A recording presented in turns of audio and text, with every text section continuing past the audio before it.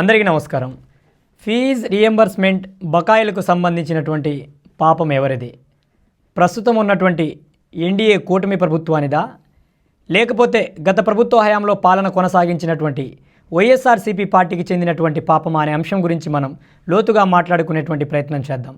ఎందుకంటే ఈ అంశం గురించి ప్రత్యేకంగా మాట్లాడుకోవాల్సినటువంటి అవసరం ఎందుకు ఏర్పడిందంటే, వైఎస్ఆర్ కాంగ్రెస్ పార్టీ ఎవరైతే మాజీ ముఖ్యమంత్రి వైరైనటువంటి వైఎస్ జగన్మోహన్ రెడ్డి గారు గతంలో ఆయన చేసినటువంటి పాలన తరహా కార్యక్రమాల వల్ల 11 స్థానాలకే పరిమితమైనటువంటి పులివెందుల ఎమ్మెల్యే అయినటువంటి వైఎస్ జగన్మోహన్ రెడ్డి గారు జనవరి 3వ తారీఖున మొదటిగా ఒక కార్యక్రమాన్ని తలపెట్టాలి. రాష్ట్ర వ్యాప్తంగా ఏదైతే బకాయిలు ఉన్నటువంటి ఫీజు రింబర్స్మెంట్ని విడుదల చేయట్లేదు ప్రభుత్వం, విద్యా వ్యవస్థను నిర్వీర్యం చేస్తూ ఉంది, విద్యను పట్టించుకోవడం లేదు, విద్యను అస్తవ్యస్తంగా తయారు చేస్తూ ఉంది, కళాశాలలకు ఇవ్వవలసినటువంటి ఫీజు రియంబర్స్మెంట్ని చెల్లించకుండా కళాశాల యాజమాన్యాలను ఇబ్బందులకు గురి చేస్తూ ఉంది. కాబట్టి ఆ బకాయిలను విడుదల చేసే విధంగా వారి మీద నిరసన చేపట్టాలి, నిరసన గళాన్ని వినిపించాలనేటువంటి ఒక ముఖ్య ఉద్దేశంతో జనవరి 3వ తారీఖున నిరసన చేపడతామని ముందుగా ప్రకటించినటువంటి వైఎస్ఆర్ కాంగ్రెస్ పార్టీ వైఎస్ జగన్మోహన్ రెడ్డి గారు సడన్గా ఏమైందో ఏమో కానీ పరీక్షలు జరుగుతున్నాయనేటువంటి ఒక నెపాన్ని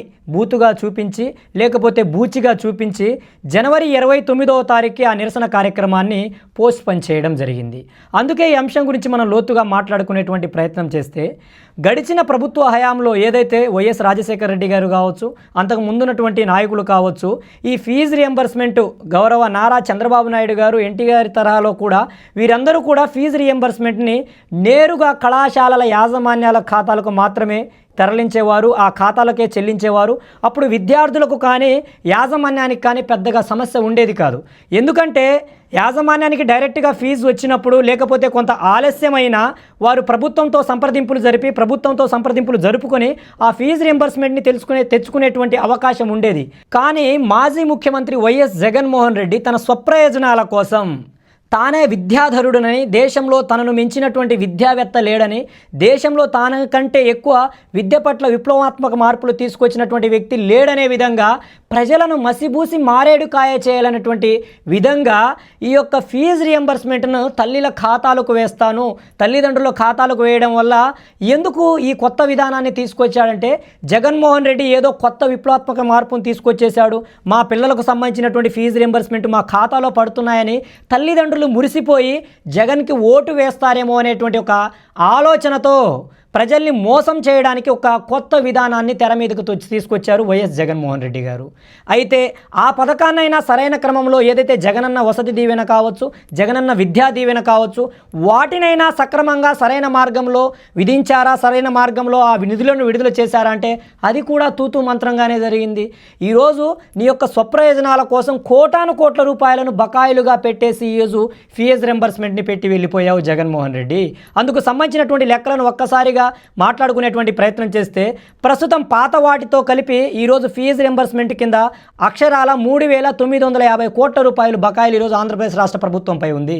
అందుకు సంబంధించి 2023-24 విద్యా సంవత్సరానికి సంబంధించినటువంటి 3 త్రైమాసికాలు అంటే 3 క్వార్టర్లీకి సంబంధించినటువంటి ఒక్కొక్క క్వార్టర్కి 700 కోట్ల చొప్పున 3 × 7 వేసుకుంటే 21,100 కోట్ల రూపాయలు బకాయిలను పెట్టి వెళ్ళావు. ఇది కేవలం ఏదైతే డిగ్రీకి సంబంధించి, బీటెక్కి సంబంధించినటువంటి విద్యార్థులకి, అలానే జగనన్న వసతి దీవెనకు సంబంధించినటువంటి నిధులు అలాగే బకాయిలు ఉన్నాయి 1,000 కోట్ల రూపాయలు, అలానే పీజీకి సంబంధించినటువంటి ఫీజు రింబర్స్మెంట్ 1,000 కోట్ల రూపాయలు బకాయిలను పెట్టి వెళ్ళిపోయావు. అలానే ఈరోజు కూటమి ప్రభుత్వం రాష్ట్రంలో అధికారంలో ఉంది. కూటమి ప్రభుత్వం అధికారంలోకి వచ్చి 7 నెలలు కూడా పూర్తి కాలేదు.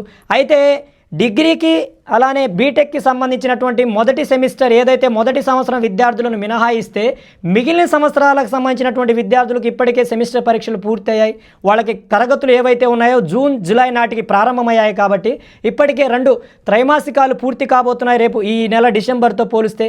కాబట్టి ఒక్కొక్క త్రైమాసికానికి 700 కోట్ల రూపాయలు చొప్పున ఈ యొక్క 7 × 2 1,400 కోట్ల రూపాయలు ఈరోజు నూతన ప్రభుత్వం చెల్లించాల్సి ఉంది. ఈరోజు వసతి దీవెన, జగనన్న విద్యా దీవెనకు సంబంధించిన సంబంధించినటువంటి బకాయిలే కాకుండా ఈరోజు రాష్ట్రంలో ఉన్నటువంటి నూతన ప్రభుత్వానికి సంబంధించినటువంటి ఈ 2 త్రైమాసికాలకు సంబంధించినటువంటి 1400 కోట్ల రూపాయలను ఈ అన్నిటిలో పోలిస్తే 3950 కోట్ల రూపాయలు ఈరోజు రాష్ట్ర వ్యాప్తంగా ఉన్నటువంటి ప్రైవేట్ యాజమాన్యాలకు సంబంధించినటువంటి ఈ యొక్క ఫీజు రియంబర్స్మెంట్ బకాయిలు ఉన్నాయి. ఇవి కాకుండానే మనం అనుకున్నట్లు పీజీకి సంబంధించినటువంటి వసతి దీవెనకు సంబంధించినటువంటి బకాయిలు కూడా ఒక 500 నుంచి 1000 కోట్ల రూపాయలు ఉన్నాయి. ఈరోజు ఇష్టానుసారంగా రాష్ట్రాన్ని అడ్డదిడ్డంగా దోచుకొని ప్రతి అంశంలో కూడా నాడు నాడు అంటూ మసిబూసి మారేడుకాయ చేశావు. ఏదో 2-3 కళాశాలకు 2-3 పాఠశాలలకు రంగులు పూసేసి ఇదే విప్లవం, దీనివల్లే మొత్తం మారిపోయింది. నేను ఆంగ్ల విద్యను కనీసం విద్యాబుద్ధులను నేర్పించేటువంటి తరగతి గదుల్లో విద్యాబోధన చేసేటువంటి సరైన అర్హత కలిగినటువంటి ఫ్యాకల్టీ లేకుండా ఈరోజు ఇంగ్లీష్ మీడియం విద్యను ప్రవేశపెడతానంటావు, లేకపోతే సిబిఎస్ఈ తరహా విద్యను ప్రవేశపెడతానంటావు. ఏం ఉపయోగం? ఈరోజు నాణ్యమైనటువంటి విద్యను అందించలేనప్పుడు, నాణ్యమైనటువంటి పరిస్థితులను కల్పించలేనప్పుడు, నాణ్యమైనటువంటి స్థితిగతులను కల్పించలేనప్పుడు ఈ కేవలం మాటల మూటలుగా తయారైనటువంటి ఈ పథకాలను పేర్లు మార్చుకొని జగనన్న జగనన్న జగనన్న అంటూ ప్రజలను మభ్యపెట్టావు, విద్యార్థులను మభ్యపెట్టావు, అన్ని తరగతుల ప్రజలను కూడా ఈరోజు మోసం చేశావు జగన్మోహన్ రెడ్డి.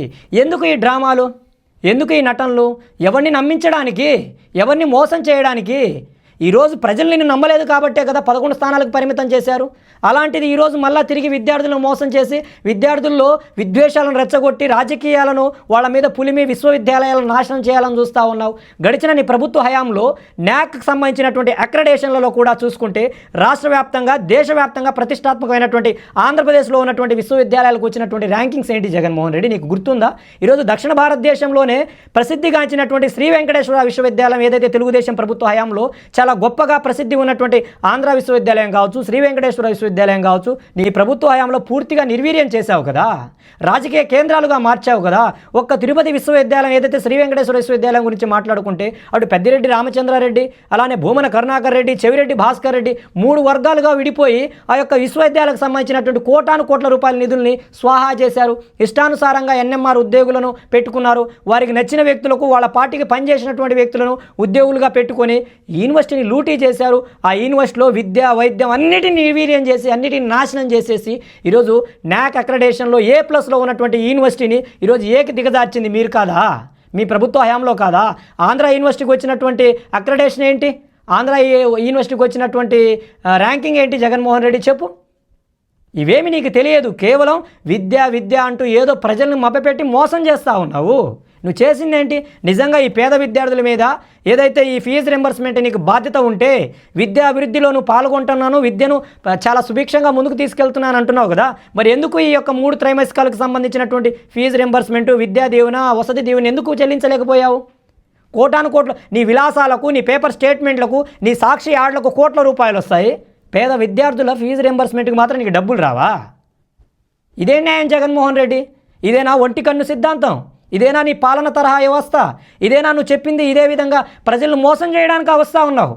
తప్పకుండా కూటమి ప్రభుత్వం ఏదైతే ఉందో నువ్వు చేసిన అప్పులతో సహా ప్రస్తుతం ఉన్నటువంటి బకాయిలను కూడా అతి త్వరలోనే విడుదల చేయబోయేటువంటి అవకాశం ఉంది. ఇప్పటికే గౌరవ ఆంధ్రప్రదేశ్ ముఖ్యమంత్రి వర్యులు నారా చంద్రబాబు నాయుడు గారు కూడా దీని మీద సుదీర్ఘమైనటువంటి సమీక్ష సమావేశాన్ని నిర్వహించారు. ఉన్నత విద్యకు సంబంధించినటువంటి పరిస్థితులు అన్నింటినీ చక్కబెడతా ఉన్నారు. ఏదైతే మీ ప్రభుత్వ హయాంలో ఉన్నటువంటి ఉన్నత విద్యామండలిని కూడా ప్రస్తుతం ప్రక్షాళన గావించారు. విశ్వవిద్యాలయాల్లో మీరు నియమించినటువంటి అవినీతి అధికారులను తొలగిస్తూ ఉన్నారు. విశ్వవిద్యాలయాల్లో మీ ప్రభుత్వ హయాంలో వచ్చినటువంటి వైస్ ఛాన్సలర్లు కావచ్చు, రిజిస్ట్రార్లు కావచ్చు, రెక్టార్లను కావచ్చు, అలానే అనధికారికంగా రాజకీయ ప్రలోభాలతో, రాజకీయ ఒత్తిళ్లతో, రాజకీయ అండదండలతో అధికారికంగా వచ్చినటువంటి అధికారులను కూడా తొలగించేటువంటి కార్యక్రమాన్ని చేపట్టబోతున్నారు. ఈరోజు విద్య, వైద్యం, ఆరోగ్యానికి పెద్దపీట రాష్ట్ర ప్రభుత్వం వేస్తూ ఉంది. కాబట్టి ఈరోజు నారా చంద్రబాబు నాయుడు గారిని కావచ్చు, అలానే ఉప ముఖ్యమంత్రి అయినటువంటి పవన్ కళ్యాణ్ని కావచ్చు ప్రజలు హర్షిస్తూ ఉన్నారు, ప్రజలు అండదండలు అందిస్తూ ఉన్నారు. అవి చూసి నువ్వు ఓర్చుకోలేక ఆనాడు వాళ్ళు ప్రతిపక్షంలో ఉన్నప్పుడు వాళ్ళ మీద పడేడ్చావు, ఇప్పుడు అధికారంలో వాళ్ళు వచ్చినప్పుడు కూడా వాళ్ళ మీద తప్పుడు ప్రచారం చేస్తూ బురద జల్లుతూ నీ యొక్క పేటీఎం బ్యాచ్ని పెట్టుకొని నీ సోషల్ మీడియాతో తప్పుడు ప్రచారాలు చేస్తూ ఉన్నావు జగన్మోహన్ రెడ్డి. ఇది సరైనటువంటి విధానం కాదు. మానుకో. నిజంగా నీ దగ్గర వాస్తవాలు ఉంటే నువ్వు చేసిన అప్పేంటి, ప్రస్తుతం ఉన్నటువంటి అప్పులేంటి, ఫీజు రింబర్స్మెంట్కి సంబంధించి ఒక క్లియర్ ఇండికేషన్ నీవు. నీ ప్రభుత్వ హయాంలో ఫీజు రింబర్స్మెంట్ కోసం నువ్వు ఎంత వెచ్చించావు, ఎంత ఖర్చు చేశావు, విద్యకు సంబంధించి విశ్వవిద్యాలయాలకు వచ్చినటువంటి న్యాక్ అక్రెడిటేషన్లు ఏంటి, అలానే ర్యాంకింగ్స్ ఏంటి, వీటన్నిటి గురించి సుదీర్ఘంగా ఒక ప్రెస్ మీట్ని కండక్ట్ చేయి. వీటి గురించి ప్రజల ముందుకు తీసుకురా. ఈరోజు విశ్వవిద్యాలయాలను పూర్తిగా నిర్వీర్యం చేసేసావు. మాట్లాడితే కరోనా వచ్చింది, లాక్డౌను, అందుకు యూనివర్సిటీలు మూసేసాము. కరోనాకి లాక్డౌన్కి విశ్వవిద్యాలయ ర్యాంకింగ్స్కి ఏంటంటే సంబంధం? నువ్వు వచ్చినటువంటి ఆ రూసా ఫండ్స్తో సహా అన్నిటినీ మింగేశావు. యూజీసీ గ్రాంట్స్ని మింగేశావు. ఏం మిగిల్చావు? డిఎస్టీకి సంబంధించినటువంటి గ్రాంట్స్ని మింగేశావు. అలానే యూనివర్సిటీకి సంబంధించినటువంటి విజ్ఞానపరమైనటువంటి పరిశోధనలకు సంబంధించినటువంటి గ్రాంట్స్లను మీ అధికారులు స్వాహా చేశారు. ఎక్కడికక్కడ ఒకే సామాజిక వర్గానికి చెందినటువంటి అధికారులను నియమించుకొని రాష్ట్రంలో ఉన్నటువంటి విద్యా వ్యవస్థను పూర్తిగా నిర్వీర్యం చేసేసావు. ఈరోజు గురుకులాల పరిస్థితులు చూసుకుంటే ఈరోజు గిరిజన కావచ్చు, సాంఘిక కావచ్చు, సంక్షేమ గురుకులాల్లో కనీస మౌలిక సదుపాయాలు లేకుండా ఈరోజు గిరిజన విద్యార్థులు కావచ్చు, ఎస్సీ, ఎస్టీ, బీసీ మైనార్టీలకు చెందినటువంటి విద్యార్థులు ఎంత ఇబ్బందులు ఎదుర్కొంటున్నారో నీకు తెలుసా? కేవలం పాఠశాలకు రంగులు వేసేసి 2-3 పాఠశాలలకి ఏదో విద్య మొత్తం మారిపోయిందనే విధంగా నీ యొక్క షో ఆఫ్, నువ్వు చేసినటువంటి ప్రచారం ఏదైతే ఉందో ప్రజలందరికీ తెలిసింది కాబట్టి నిన్ను 11 స్థానాలకు పరిమితం చేశారు. పులివెందుల ఎమ్మెల్యేగా మిగిలిపోయావు. కనీసం ప్రతిపక్ష నాయకుడివి కూడా నువ్వు కాకుండా అయిపోయావు. కారణం ఏంటంటే ఈ విధంగా నువ్వు ప్రజలను మోసం చేశావు జగన్మోహన్ రెడ్డి.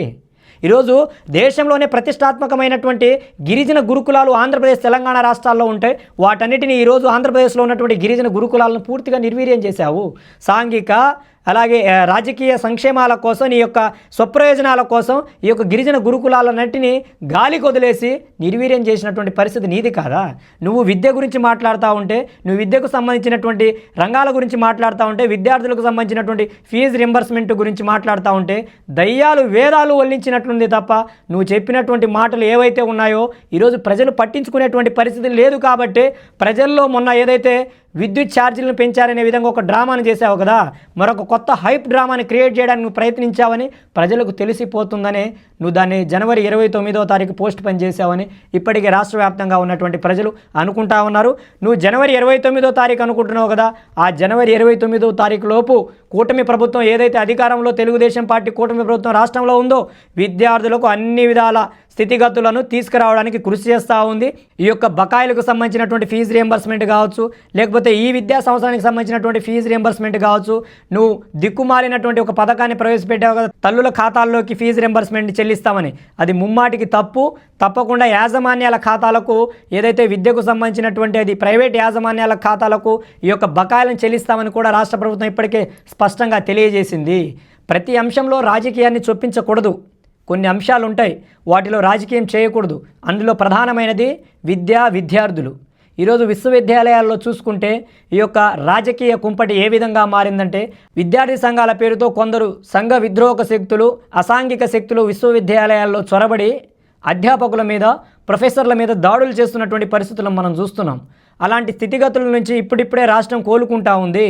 విద్యకు రాజకీయానికి ఏ రోజైతే డిస్టెన్స్ ఉంటుందో, ఏ రోజైతే రెండు భిన్న భిన్న ధృవాలుగా ఉంటాయో ఆ రోజే విద్యకు సంబంధించినటువంటి విద్యార్థులు అభివృద్ధి పదంలో అడుగులు ముందుకు వేసి ఈ రాష్ట్రానికి సంబంధించి, ఈ దేశానికి సంబంధించినటువంటి భారత భవితవ్యాన్ని నిర్మించగలరు తప్ప ఈ రాజకీయ కుంపటిలో మీ రాజకీయ స్వప్రయోజనాల కోసం విద్యార్థులను ఈ రాజకీయ లొంపిలోకి లాగవద్దని వైఎస్ జగన్మోహన్ రెడ్డి పులివెందుల ఎమ్మెల్యే గారికి నేను హితవును పలుకుతున్నాను.